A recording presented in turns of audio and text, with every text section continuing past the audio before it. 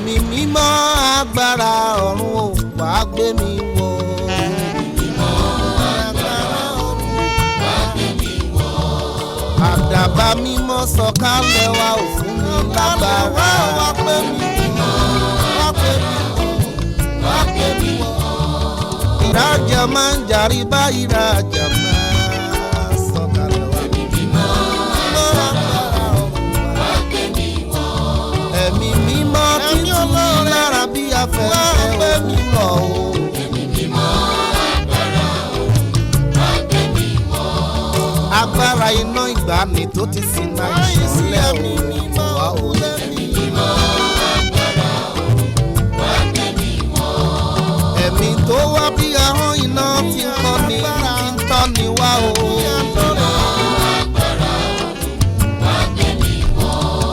Àlejò olóore mo fi rẹ̀lẹ̀ pé ọwọ́ àwọ̀ sọ́kàn mi o.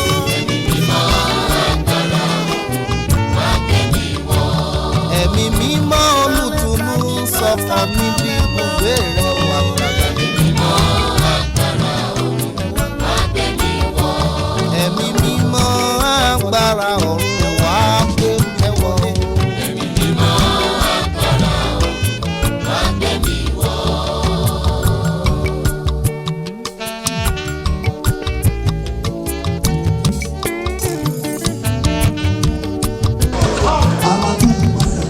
By force by fire ni. Ibẹ̀ pẹ̀lú gbogbo situation Nàìjíríà. Gbogbo tó ń ṣẹlẹ̀ ti jẹ́ kí ẹ̀mí wá yí. Ṣùgbọ́n lórúkọ Jésù a ò ní kú. Orúkọ tèmi ni Olúwa Dámiláre ọmọ bíbí inú Adéṣe. Tí a bá bá kì í dé lọ́pẹ́ tó bí mi lọ́mọ, wọ́n lè lọ́ọ́ bá dé ọmọ òkú.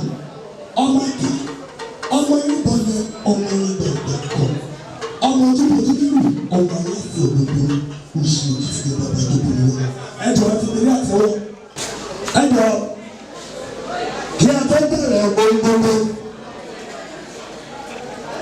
Wọ́n ní oníkan wọn máa jẹ́ kó ṣe é.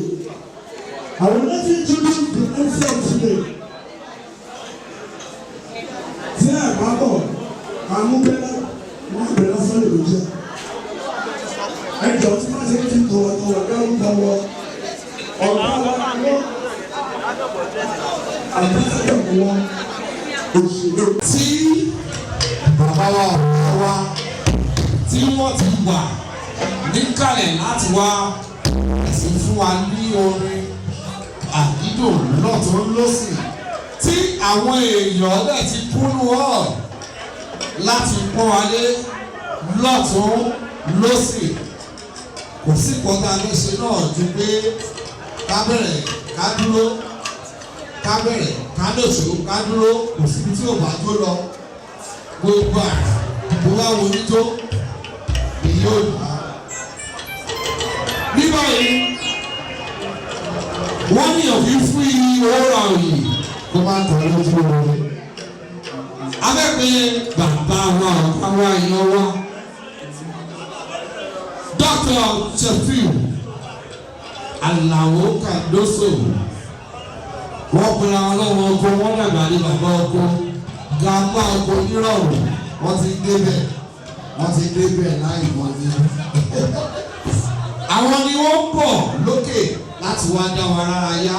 Àwọn ọlọ́jẹ́ kí n mọ̀ pé o sí bóyá wọ́n ṣe tóòní lóko tóòní lórí ìrùbọ̀ á lọ bèrè fọ́bíyèsí Ghana, Amẹ́ríkà, Canada ògbọ́dọ̀ ní wọ́n ti fi ẹsí fọ́bí àwọn bàbá ẹsí. Nígbà yìí òwúrọ̀rùn nígbà tí àwọn eléré ti wà ní sẹpẹ́ we are now inviting our legend oríṣiríṣi number 1 wà Lagos State or number 1 ọ̀nà àgbóyìnfọ́ to come on stage to entertain us with different kind of music with clapping and standing ovation. Welcome to the program Dr. Alhaji Shefiu Alao Kandoso.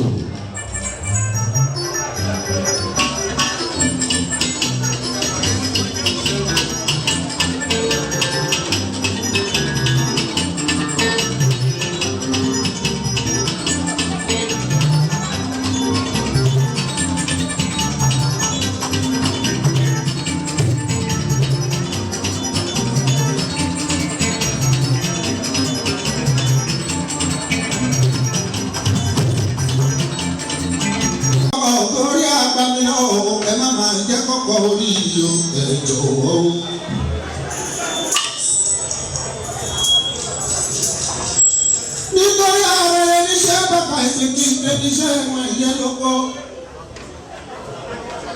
Nígbà tí bàbá mi bí mi àgbẹ̀ lórí kí n máa ṣorí ní kí n máa kọ́ kí n máa fi ìdá ẹ̀. Ẹ ò gbọ́dọ̀ jẹ́ kíkọ́ wọ́n ṣe ẹ má jẹ́ kí tẹ̀sán ọgbọ́n wọn dáná ò gbọ́dọ̀ jẹ́ kí tilẹ̀ wọ́n ojú jẹ́ kó lọ. Kò sí ohun tó pọ̀ tí kì í tán àfọlá Ọlọ́run ọba. Àpọ́nlé òsì ó bàbá tí ò lé lórí o àyàdédé bá búkú. Àpọ́nlé òsì. Àpọ́nlé òsì bàbá tí ò lé lórí àyàdédé bá búkú.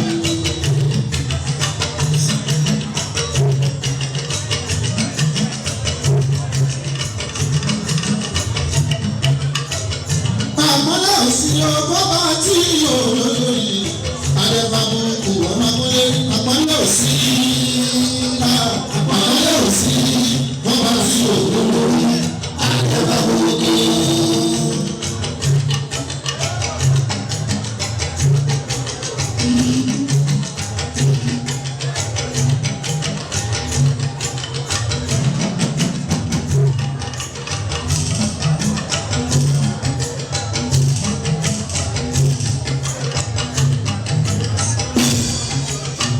Ọmọ bá ṣe lẹ́yìn àdìtàn gbọ́dọ̀ lọ o ìtàn kì í parẹ́ o. Àpọ́nlé òsì. Àpọ́nlé òsì bàbá tí ò lórí àdébàbùkù.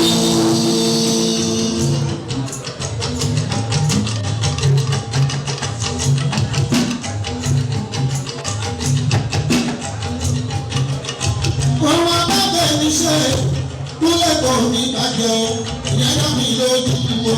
Àpọ́nlé òsì. Àpọ́nlé òsì bàbá tí ò lórí àdébàbùkù.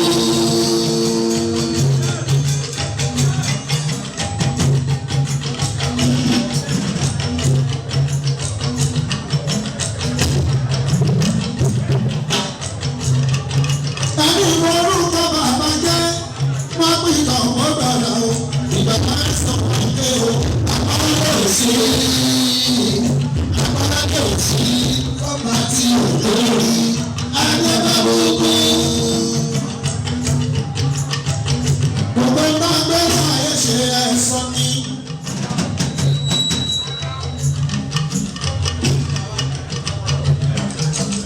Wọ́n ní bàbá òun máa jọ kìkì pa. Nínú ìjọsìn tuntun àjọ kìkì pa ló dájú.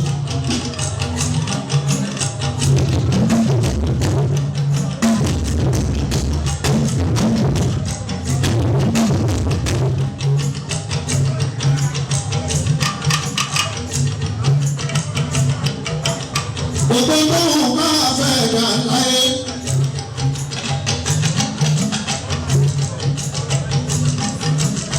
Ẹ jẹ́ ká máa rántí ìgbẹ̀yìn. Nígbà tára fàyè yẹ, tábà kú tán ojú wọn máa ròyìn wá lẹ́yìn ikú wa.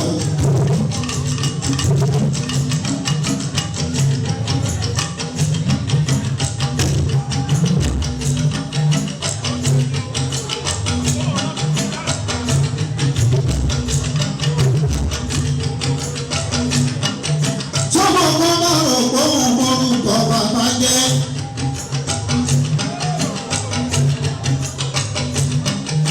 Ìyẹn báwọn tọ́jọ́ yẹ bí.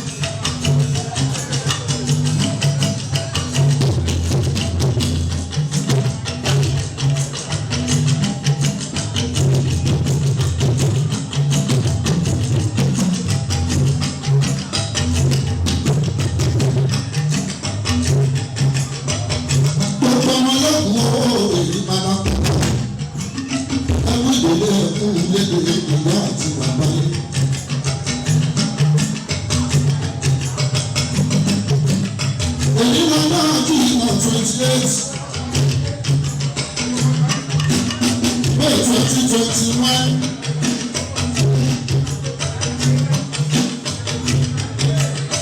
Ìyá àwọn nọ́ọ̀sì ìwà wa. Àwọn mọ́tò ojú ti ní ọlọ́run ọba. Abiola wèrè lọ́dọ̀ òkú gbígbà. Máa ń ṣòkú bàbá àti màmá. Olúwo ilé ènìyàn rẹ̀ wọ́n á lé ọmọ kékeré. 86 years ọba lọ́kùn. Mrs. Pọ̀pọ́s Abosede Akinkunmi 70 years lọ́dọ̀ ìlàwé.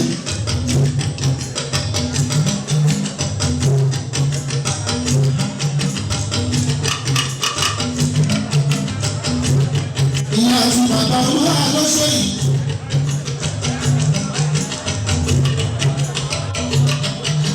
Ìyá àti bàbá olúwa kẹ́mi.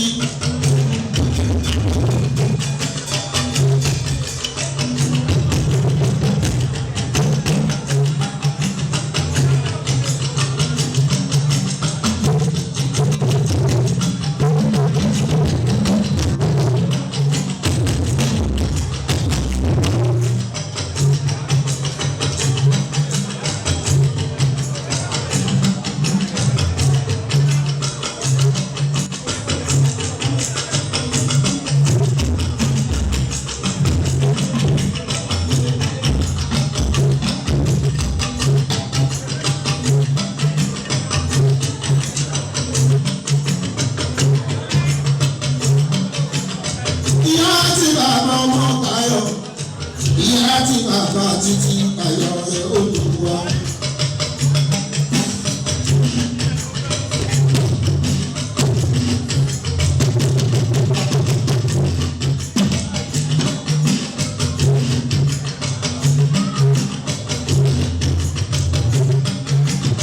Ẹ̀yà aṣọ́ra wà fún ayé òtó nǹkan òun àbáṣe làwọn.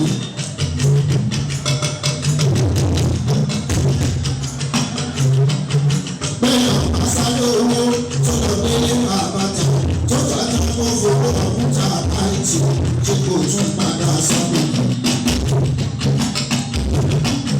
Bí àfẹ́ká mú mi, ilé ayé yìí ò lè ṣọwọ́ ẹ̀ ní ìmọ̀lúkà.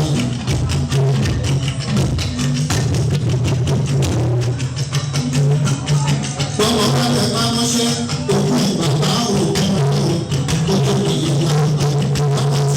Iṣẹ́ lọ́wọ́ kì í sọ pé kí n bàbá. Tí bàbá bá kú ilé ẹ̀rọ ọtí iye kan tó ní. Àlàó Abeokuta á máa ṣe òkú ọ. Àtúbọ̀tán ní ìbádùn, bàbá kú ká ọba òyìn o. Àtúbọ̀tán ní ìbádùn o.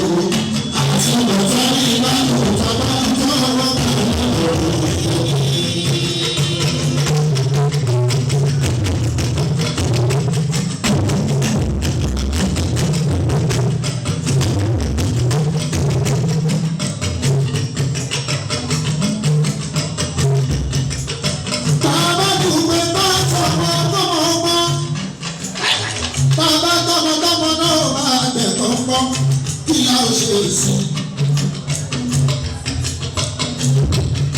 Ọ̀pọ̀ abẹ́kọ̀ọ́ yìí láyà kò dáadájọ́ tó jẹ́ pé kò ní ìlú òkùnkùn tó jẹ́ pé ìjàmbádọ́ ló fi ṣẹ̀lú.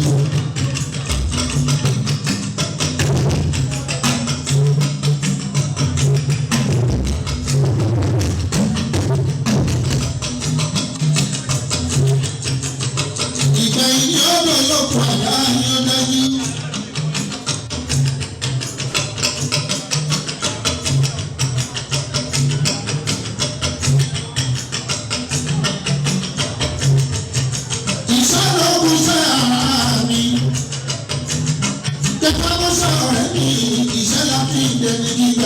Yàgò kárẹ́ ní fẹ̀yìntì gẹ́gẹ́ bí ọ̀lẹ́ làárí bàbá rẹ̀ ní kẹ̀kẹ́ àtẹ̀rà mọ́ṣẹ́ ní ìyá rẹ̀.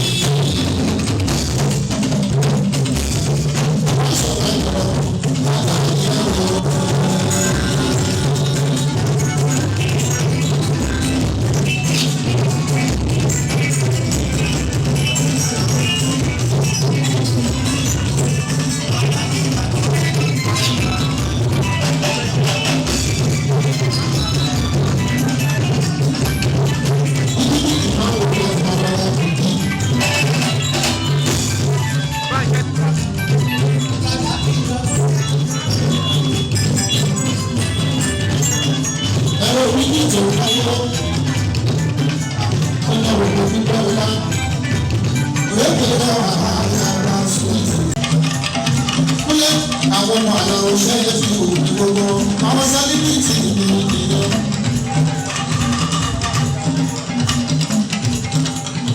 gbogbo ẹni tó ti lórúkọ yìí ò ní ìbànújẹ́. àbí ọlọ́pàá àkójọ kó fún ní owó ńláńlá kẹrọ ó fi sọ ọmọ ọ̀tẹ̀. ẹni lórúkọ tí ó bá lówó lọ́wọ́. ojú ọba tó ẹni tó fún láti jáde. bí ó bá nípa tó ṣẹ̀ṣẹ̀ abẹ́ ẹni tó ti kú. ọlọ́run ọba tó darí kó fún ní owó ńlá o. sálẹ̀ owó ìwà àdéṣe. lẹ́yìn náà máa ṣàkóso ọpọlọ ṣe iná pátá ní wá ń gbé ẹlẹ́kùnsí omi ìṣáká káyọ̀ owó ṣayé òkìkí tó pọ̀ onípadà wọlé àtúbọ̀ máa pọ̀ sí láàmú ìpàdé òun wa ló ṣe ìpàdé ìpàdé.